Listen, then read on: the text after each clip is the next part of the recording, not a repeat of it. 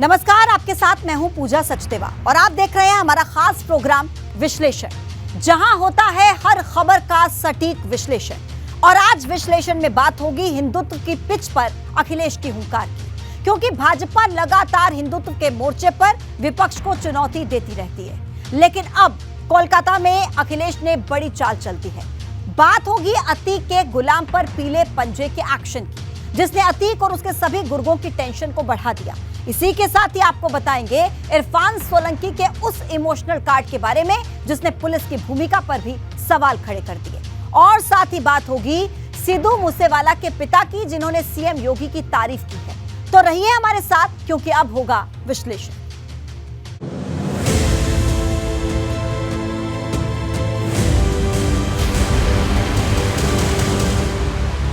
बात किसानों की हुंकार, बारिश से करोड़ों की फसल बर्बाद।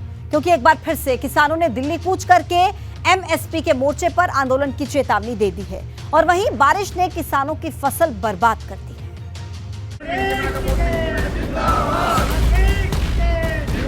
दिल्ली में किसानों की हुंकार, एमएसपी पर खुली ललकार।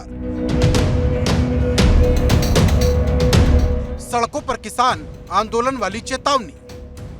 दिल्ली का रामलीला मैदान एक बार फिर किसानों से पट गया, क्योंकि किसानों की एमएसपी की मांग को लेकर एक बार फिर पेच फंस गया है। दरअसल संयुक्त किसान मोर्चा के बैनर तले दर्जनों किसान नेताओं ने कृषि मंत्री नरेंद्र सिंह तोमर से मुलाकात की, लेकिन जब मीटिंग खत्म हुई तो किसान नेता दर्शन पाल ने ये कहते हुए आंदोलन की चेतावनी दे दी कि बिना आंदोलन के सरकार एमएसपी नहीं देगी। देखो, एमएसपी का एक बड़ा सवाल है, जो किसानों की फसलें बर्बाद होगी वो भी एक सवाल है। आलू, प्याज, टमाटर, किसान की कोई भी फसल आती है तो उसके कीमतें नहीं मिलती, ये भी एक सवाल है। किसानों और सरकार के बीच बैठक में 5 मुद्दों पर चर्चा हुई, जिसमें पहला मुद्दा एमएसपी की कानूनी गारंटी पर था, तो दूसरा शहीद परिवारों के किसानों को मुआवजा देने की मांग की गई, और तीसरा मुद्दा किसानों पर दर्ज मुकदमे वापस लेने को था, और चौथा मुद्दा केंद्रीय गृह राज्य मंत्री अजय मिश्र टेनी को हटाने का, जबकि 5वां मुद्दा विद्युत संशोधन विधेयक पर था। लेकिन जिस तरह से महापंचायत के जरिए किसानों ने आंदोलन की बात कही, उससे सवाल बड़ा हो गया कि क्या फिर एक बार किसान सड़क पर जुटेंगे, क्योंकि किसान दिल्ली कूच करने लगे हैं। पर अगर बात करें तो केंद्र सरकार को एक ज्ञापन भी दिया गया, जिसमें यह मांग की गई कि एमएसपी की गारंटी की जाए, इसके साथ साथ किसानों की फसल की सही खरीद हो, और इसके अलावा अगर बात करें जो बकाया है उसका भुगतान हो, किसानों की कर्ज माफी हो, और उनके ऊपर जो केस दर्ज है इसको लेकर के जल्द से जल्द फैसला हो।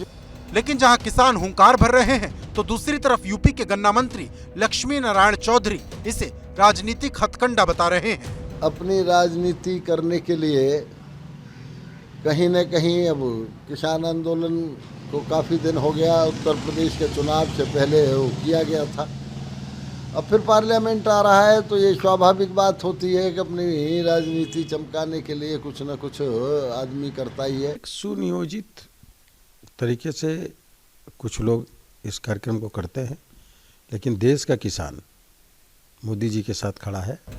वहीं इन सब के बीच बारिश की मार ने किसानों की फसल बर्बाद कर दी है, क्योंकि पिछले 2 दिन से अलग अलग जिलों में बारिश हो रही, मतलब किसानों के सामने दोहरी लड़ाई है। एक तरफ एमएसपी के मोर्चे पर, तो दूसरी तरफ कुदरत के मोर्चे पर। Bureau report, ABP Ganga. बात 24 विजय की कामना, अखिलेश की काली साधना, क्योंकि 2 दिन तक राष्ट्रीय कार्यकारिणी करके अखिलेश ने भाजपा के सामने थर्ड फ्रंट की लकीर खींच दी है। वहीं कोलकाता के काली घाट के शक्तिपीठ मंदिर में काली की पूजा कर अखिलेश ने हिंदुत्व की पिच पर भी भाजपा को बड़ी चुनौती दी है, क्योंकि अब तक तो सिर्फ भाजपा हिंदुत्व के मोर्चे पर विपक्षी दलों को घेरती रही है, लेकिन अब अखिलेश हर मोर्चे पर ही भाजपा को टक्कर दे रहे हैं। ये रिपोर्ट देखिए, क्योंकि हिंदुत्व की पिच पर सपा है, ऐसे में क्या थर्ड फ्रंट से बदलेगी 24 की हवा? देखिए।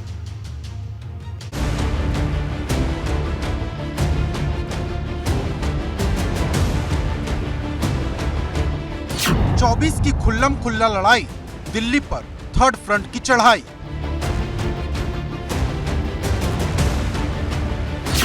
अखिलेश को ममता का सहारा, कांग्रेस से क्षेत्रीय दलों का किनारा। 360 डिग्री तैयारी, दिल्ली की गद्दी पर सबसे बड़ी दावेदारी। हिंदुत्व की पिच पर सपा थर्ड फ्रंट से बदलेगी 24 की हवा।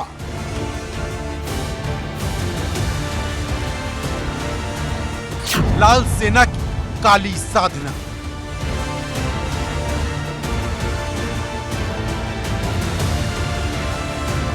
2024 की चुनावी जंग जैसे जैसे नजदीक आ रही है, दिल्ली की लड़ाई दिलचस्प होती जा रही है, क्योंकि कोलकाता में 2 दिन की राष्ट्रीय कार्यकारिणी कर अखिलेश ने हर मोर्चे से भाजपा के खिलाफ बिगुल बजा दिया है। क्योंकि एक तरफ अखिलेश क्षेत्रीय दलों के साथ थर्ड फ्रंट का मंच तैयार कर रहे, तो दूसरी तरफ जातीय जनगणना के मुद्दे को हवा देकर अपने वोट की रीच को 50% तक ले जाना चाहते हैं। समाजवादी पार्टी का सवाल है, पिछला विधानसभा चुनाव हम लोग लड़े हैं और अगर हम वोट ऑफ परसेंटेज देखें, जिन दलों को साथ लेकर के चले थे, अभी तक का सबसे अच्छा परसेंटेज जो वोट है। इंडिविजुअली अगर हम समाजवादी पार्टी को देखें तो हम 38% तक वोट पाए हैं। अगर हम अलायंस का देखें तो पूरे उत्तर प्रदेश में जो वोट मिला है वो 36% वोट मिला है। अगर हम 3, 4, 5% वोट बढ़ा सकें, शायद उम्मीद करते हैं कि जनता समर्थन करेगी और ऐतिहासिक परिणाम उत्तर प्रदेश से आएगा। वहीं इन सब के बीच अब हिंदुत्व की पिच पर भी अखिलेश ने भाजपा के खिलाफ खुली जंग का ऐलान कर दिया, जिसकी गवाही कोलकाता के काली घाट के शक्तिपीठ मंदिर से आई ये तस्वीरें दे रही हैं, जिसमें अखिलेश मां काली की साधना करते नजर आ रहे हैं। रामचरितमानस को लेकर राजनीतिक गलियारों के साथ ही अपनी ही पार्टी में मचे घमासान के बाद अखिलेश यादव अब हिंदुत्व की पिच पर खुलकर बैटिंग करते हुए नजर आ रहे हैं। समाजवादी पार्टी की राष्ट्रीय कार्यकारिणी की बैठक में उन्होंने किसी भी तरह की धार्मिक बयानबाजी पर रोक लगाने के निर्देश तो जारी किए ही, इसके पहले वो उत्तर प्रदेश में लगातार मंदिरों और धार्मिक आयोजनों में शामिल होकर डैमेज कंट्रोल करने की कोशिश करते हुए दिखे। इसी कड़ी में अखिलेश यादव ने आज कोलकाता में काली मंदिर में जाकर दर्शन किए और पूजा अर्चना की। दरअसल सपा की राष्ट्रीय कार्यकारिणी में जिन मुद्दों पर आगे बढ़ने की चर्चा हुई, उसमें एक बड़ा मुद्दा ये भी है कि कोई भी नेता धार्मिक मुद्दे पर बयान नहीं देगा और न ही किसी साधु संत पर तल्ख टिप्पणी करेगा। और कोलकाता में काली की पूजा कर अखिलेश ने साफ कर दिया कि भाजपा को टक्कर देने के लिए उनसे जो बन पड़ेगा वो करेंगे। लेकिन अखिलेश की हिंदुत्व वाली पॉलिटिक्स पर राजनीति गर्मा गई। भाजपा ये कहते हुए निशाना साध रही कि जो कल तक राम भक्तों पर गोली चलवाते थे वो अब मंदिर जा रहे। यही समाजवादी पार्टी वाले केवल रोजा अवतार की पार्टियां करते थे, हिंदू त्योहारों पर किस प्रकार से प्रहार करवाते थे और किस प्रकार से श्री राम भक्तों पर गोली चलवाने का काम किया था, यह सारा सबको याद है, कोई भूले नहीं है। लेकिन सवाल बड़ा यह है कि हिंदुत्व के मोर्चे पर सपा भाजपा को क्या टक्कर दे पाएगी, क्योंकि समाजवादी पार्टी ने एक लकीर भाजपा के मिशन 80 के सामने मिशन 50 वाली खींच दी है, जिस पर लगातार राजनीति गर्मा रही है। सपने देखने का अधिकार तो सबको है और समाजवादी पार्टी का जो पिछले 4 चुनावों में इस प्रकार के परिणाम रहे हैं, अखिलेश जी के नेतृत्व में 2012, 2017, 2022 और 2014 और 2019 के लोकसभा चुनावों में प्रदेश की जनता सजग है। 80 सीटें जीतने वाले 5 सीटों पर रह गए थे। 2022 का चुनाव आता है तब भी अखिलेश जी कह रहे थे हम 400 जीतेंगे। तो मुझे लगता है कि इस बार का टारगेट तो उनका कम है, 30 हमको छोड़िए, बड़ी बात है। तो इसलिए कब क्या बोलते हैं अखिलेश जी, छोड़ दीजिए। 2022 का विधानसभा का चुनाव तब भी वो कह रहे थे कि 400 विधानसभा सीट हम जीतेंगे और उसका नतीजा सामने आया। ऐसे ही लोकसभा में जो उनकी घोषणा है जो वो आप सामने आ जाएगी जब लोकसभा चुनाव होगा और देखेंगे जब नतीजे निकलेंगे तो शायद नतीजे के पटल पर कहीं समाजवादी पार्टी की सीट दिखानी पड़े, ये बड़ा मुश्किल है। लेकिन इन सब के बीच सबसे बड़ा सवाल इस बात का है कि जो थर्ड फ्रंट अखिलेश बना रहे उसका नेता कौन होगा, क्योंकि अखिलेश ने उन तमाम नेताओं को एक मंच पर लाने की कोशिश की जिनकी भाजपा और कांग्रेस से समान दूरी है, क्योंकि इस कोशिश में सबसे बड़ी रुकावट ममता बनर्जी की थी जो थर्ड फ्रंट के साथ जुड़ने से बच रही थी। लेकिन अखिलेश से मुलाकात के बाद न सिर्फ ममता बनर्जी ने थर्ड फ्रंट के साथ आने के संकेत दिए, बल्कि कांग्रेस पर ये कहते हुए तंज भी कसा कि जब तक राहुल गांधी विपक्ष का चेहरा रहेंगे, विपक्ष कमजोर ही रहेगा। पार्लियामेंट बीजेपी শুনতে দিচ্ছে না কেন? না তো রাহুল গান্ধী বিধানসভার জন্য কি নেতা, না তো রাহুল গান্ধী মুক্ত থাকলে মোদিকে কেউ করলো না, কারণ ও রাহুল গান্ধী হচ্ছে মোদির সবচেয়ে বড় আর কিছু বললাম না, বুঝে সবচেয়ে বড় টিআরপি সরকার বলে কারণ তো করে দিয়েছে। अब सवाल बड़ा है कि अगर राहुल गांधी नहीं तो वो कौन होगा जो 2024 में पीएम मोदी के सामने खड़ा होगा, ये सवाल इसलिए भी कि सबसे ज्यादा लोकसभा सीटें यूपी से आती हैं, लेकिन मुश्किल ये है कि पिछले 2 चुनाव में सपा अपना गियर नहीं बदल पाई। वो 5 सीट पर अटकी हुई है और अब उसे लंबी छलांग लगाते हुए 50 तक पहुंचना है, क्योंकि अखिलेश ने जो भाजपा का रथ रोकने का सपना देखा है वो इससे कम पर पूरा नहीं होगा। Bureau report, ABP Ganga. बात इरफान का इमोशनल कार्ड, पुलिस का रवैया बहुत हार्ड, क्योंकि इरफान सोलंकी और उनके परिवार ने पुलिस के रवैये पर सवाल उठा दिए। आरोप है कि पुलिस जब इरफान को महाराजगंज की जेल से पेशी के लिए कानपुर लाती है तो उनके साथ बुरा बर्ताव करती है, और इसी को लेकर एक चिट्ठी इरफान की पत्नी ने सीएम योगी को भी लिखी थी।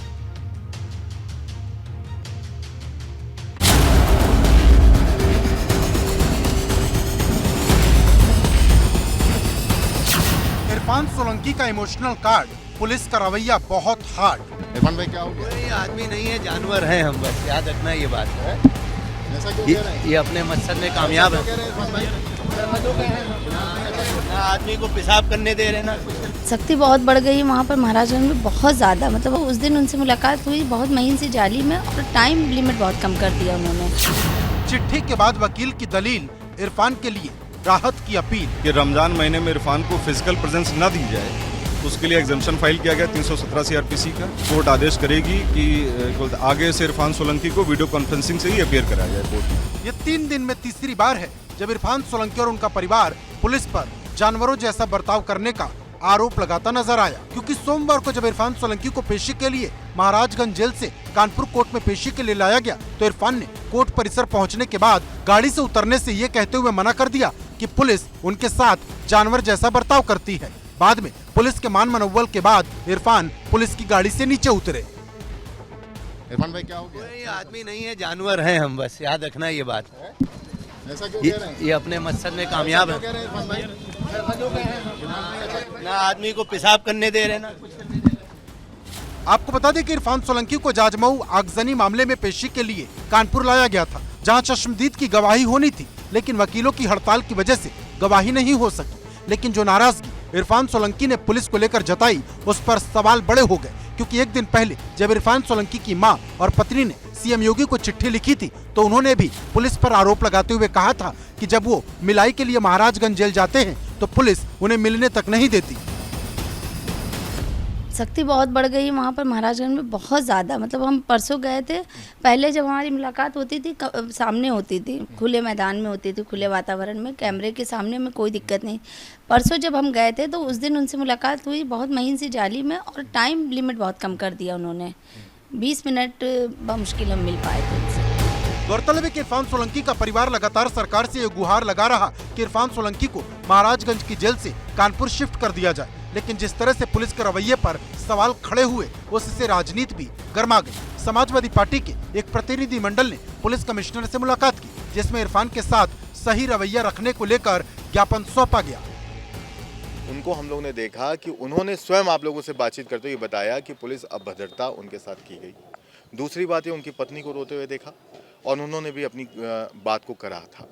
आज इन्हीं सब बातों को दृष्टि में रखते हुए समाजवादी पार्टी कानपुर महानगर के लोग यहाँ पर आए और हमने कमिश्नर साहब से मुलाकात की। लेकिन बड़ा सवाल इस बात का है कि क्या सपा के प्रतिनिधिमंडल के ज्ञापन से इरफान की मुश्किल कम होगी, क्योंकि जब अखिलेश यादव इरफान से जेल में मिलने पहुंचे थे तब इरफान पर मुकदमों की झड़ी लग गई थी और इरफान को कानपुर की जेल से 400 किलोमीटर दूर महाराजगंज की जेल में शिफ्ट कर दिया गया था। ऐसे तमाम सवाल इस वक्त खड़े हो गए हैं, क्योंकि अब इरफान सोलंकी का सब्र भी टूटने लगा है। वो खुद के साथ किए जा रहे बर्ताव को जानवरों जैसा बर्ताव तो बता ही रहे, बल्कि अपनी विधायकी तक से इस्तीफा देने की बात कह चुके हैं। भैया इस्तीफा लेना, देखिए इनको इस्तीफा चाहिए, मैं इस्तीफा देने को तैयार है। इस्तीफा ले ले हमसे, क्यों हमें परेशान कर रहे हैं? ये कल इस्तीफा लेना चाहे आज ले ले, अभी ले ले। मतलब एकदम साफ, इरफान सोलंकी को कहीं से भी राहत मिलती नजर नहीं आ रही, क्योंकि जैसे ही आगजनी के मामले में चश्मदीद की गवाही होगी, इरफान की मुश्किल और ज्यादा बढ़ जाएगी। कानपुर से रतीश त्रिवेदी, एबीपी गंगा।